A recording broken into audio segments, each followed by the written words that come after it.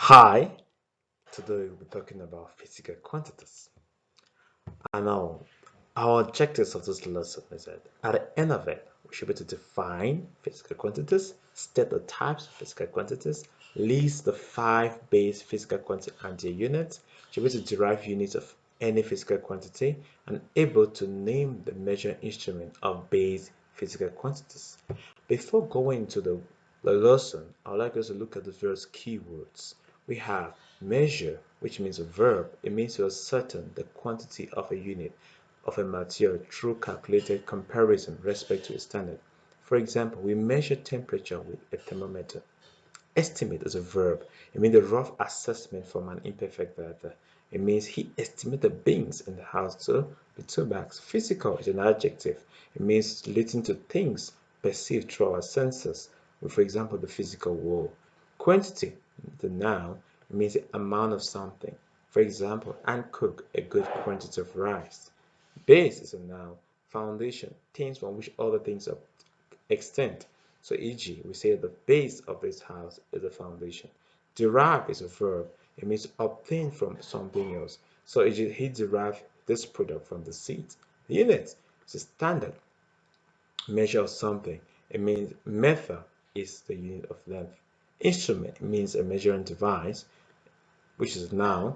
And for example, this instrument is used to measure current. So going to the lesson, physics as we know is about finding about the natural world. This is done by investigating about the changes occurring around us and how the changes are. This investigation is done by carrying out measurements. These measurements now are done using measuring instruments, and they create relationship between different quantities. Now, what type of quantities do we measure? And now we talk about we measure mostly physical quantities, and this measurement help us to understand concepts better. So what are those physical quantities that we are talking about? Physical quantities are the building blocks of physics. That is, they are the measurable features or properties of an object. It is that is, for example, we have a book. What are the features or the properties of a book that can be measured? The length of the book can be measured, the width of the book can be measured, the area of the book can be measured, the volume of the book can be measured. So, the volume, the area, the length, the width are physical quantities. You see? So, it's defined more practically in physics as a product of a number and a unit. For example, if we have the length of the book is equal to 7 meters. So the 7 is a number and meters is a unit. So the 7 and the meter combine to give what? Length. You take the temperature of my body is 37 degrees centigrade. Degrees centigrade and 37 combines to give you temperature. So you cannot say the temperature of my body is 37. We're wrong. So a physical quantity in physics is equal to a number times a unit. So if you measure the length of anything, or the width of anything, or the temperature of the current, or the time of something, it must be equal to a number and a unit. For example, so what's the time? Or what's the time that he took to run the race? We cannot say time was 200. We must say 200 seconds, or 200 minutes, or 200 hours. So it must be allocated to a unit and a number.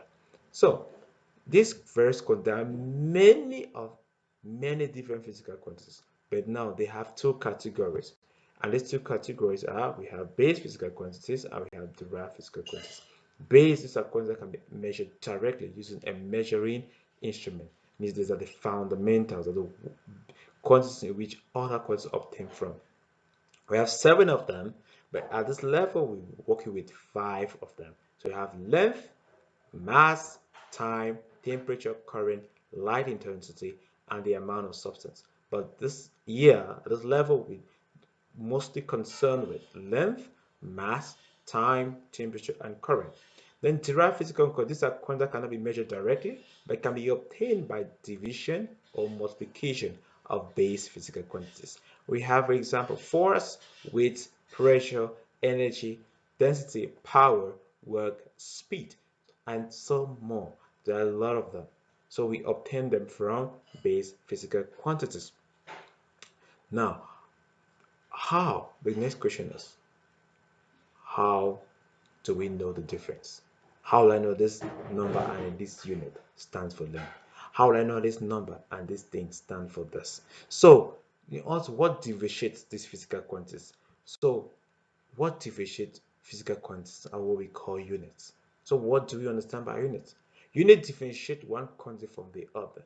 For units to be allocated to each physical quantity, there was a need for of an international agreed system of units, because Africa is doing its own way, Europe was doing this way, America is doing this one. So there was that agreed, they need to come together to have that universality, that this unit, this is what we have agreed for mass, this is what we have agreed for length, this is what we have agreed for time. So each person, when you see this unit, you know this for time. If you see this unit, you know this for for for for temperature. It's just like we have our names. We can resemble our brothers and sisters, but we have different names so we can be identified differently in our day-to-day activities.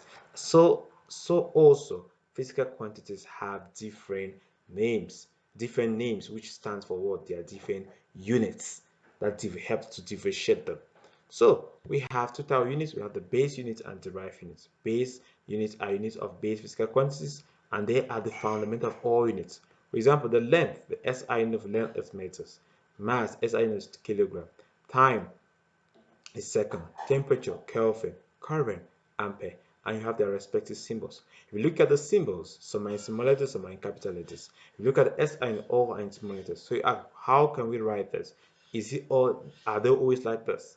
So what are the rules in writing units? So you have the rules when writing units. Symbols of unit are always written in small letters. Symbols of unit are always written in small letters. But there are exceptions. If the name of the unit is the name of a person, for example, ampere, the unit does not have a capital letter, but the symbol of the unit does have a capital letter. So if the unit is named after a person, the symbol will be what? Capitalized. Like ampere is capital A, Kelvin is capital K. I also know that the symbols of units should never carry a plural form. Never say we write 12 kilogram as 12 kilograms with S at the end.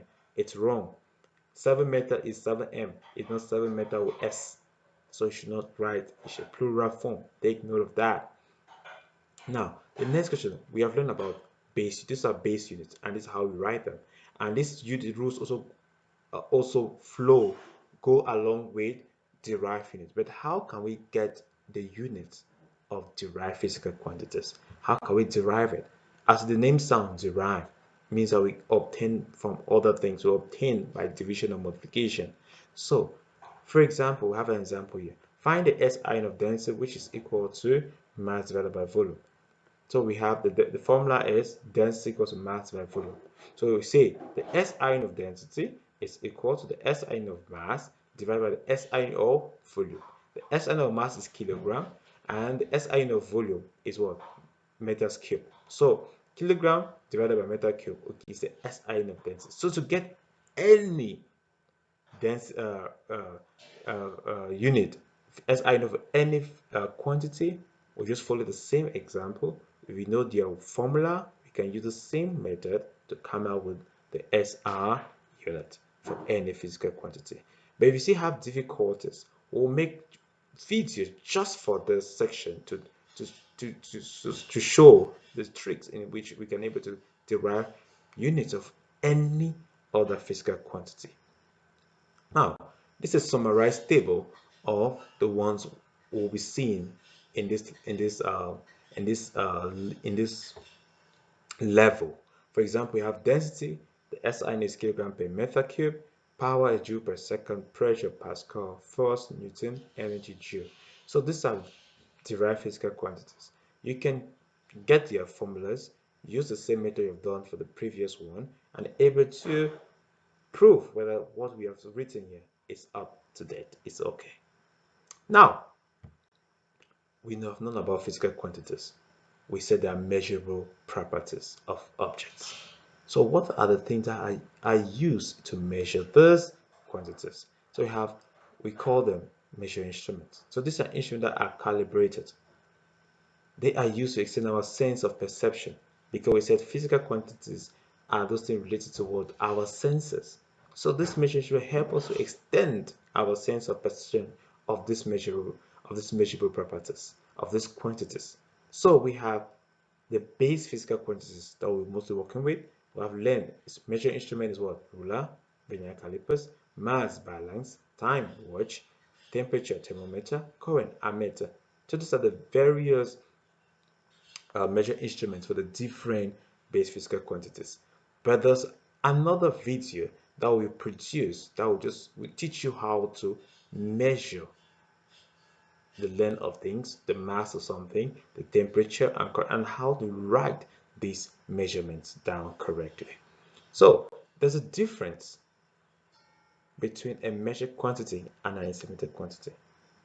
I want to end on this note. Know that if you measure something, it's different from when you estimate something. When you measure quantity, it's a quantity measures a measuring instrument. For example, the length of the chair was measured with a tape and it's 2 meters. And it's different to say that I estimated this thing to be this, but like just looking with your eyes or using your arm. Like some people say, my arm is the length of my arm, my arm is 1 meter. So an estimate is a quantity that is not made with a measuring instrument. For example, 2 cups of beans is an estimate.